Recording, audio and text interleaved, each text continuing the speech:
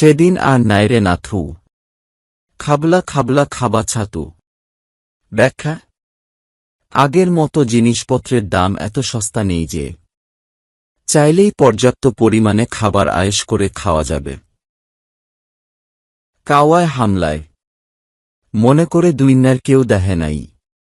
ব্যাখ্যা: বোকা লোক অনেক সময় অভিজ্ঞকে ফাঁকি দিতে পেরেছে মনে করে মিথ্যা আত্মতৃপ্তি লাভ করলে তাকে উদ্দেশ্য করে এই প্রবাদ বলা হয়। আপনায় আপনায় কারবার ভালা হয় না। ব্যাখ্যা: আত্মীয়ের সাথে ব্যবসা ভালো হয় না, কেননা সম্পর্ক নষ্ট হওয়ার ভয় ও চক্ষুলজ্জার কারণে আত্মীয়কে অনেক কিছু বলা যায় না। জামাই কন্যার দেখা নাই, শুক্রবারে বিয়া।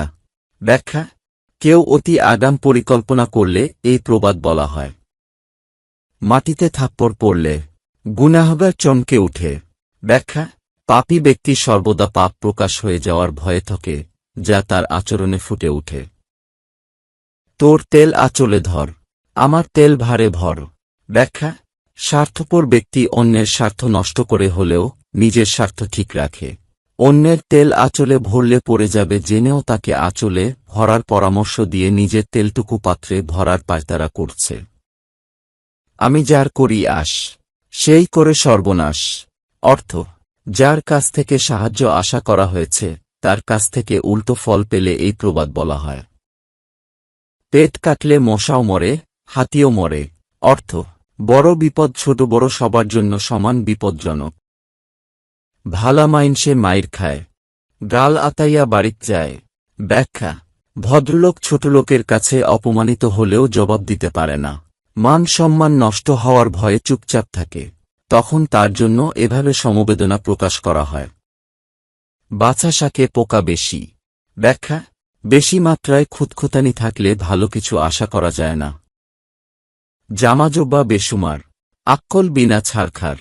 ব্যাখ্যা: পোশাকের আড়ম্বর দ্বারা বুদ্ধির দৈন্য দূর করা যায় না। কারো শাকে বালি, কারো দুধে চিনি।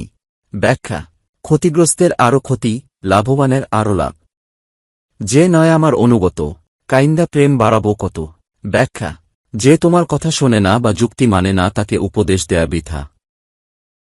মাংসে মাংস বাড়ে, ঘৃতে বাড়ে বল্ল, দুধে শুক্র বাড়ে, শাকে বৃদ্ধি মল্ল। ব্যাখ্যা: নিজ নিজ পরিবেশ অনুযায়ী অভিজ্ঞতা লাভ হয়।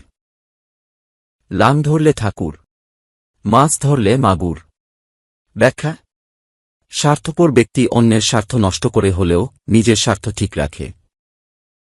শেয়ালের কাছে মুরগি বর্গা। ব্যাখ্যা: চোর ডাকাতের কাছে কোনো কিছু আমানত রাখলে এই প্রবাদটি বলা হয়। কর্কশ কথা অগ্নিদাহের চেয়েও ভয়ঙ্কর। ব্যাখ্যা: কোনো মানুষকে কটাক্ষ করে কথা বললে এই প্রবাদ বলা হয়। তেল কম ভাজা মচমচ। ব্যাখ্যা: আয়োজনের স্বল্পতা থাকলেও প্রত্যাশা বেশি হওয়া। পয়সা নাই 2 আনা, বউ চায় সে আনা। ব্যাখ্যা: নিজের সামর্থ্য বা যোগ্যতার চেয়ে বেশি প্রত্যাশা করা। যে খাইছে 7 বার তার জন্য ভাত বার, যে খায় নাই একবার তার জন্য চাল ঝাড়। ব্যাখ্যা: সুবিধা বঞ্চিত ব্যক্তিকে বাদ দিয়ে সুবিধাপ্রাপ্ত ব্যক্তিকে পুনরায় আনুকূল্য দেখানোর ক্ষেত্রে এ কথা বলা হয়।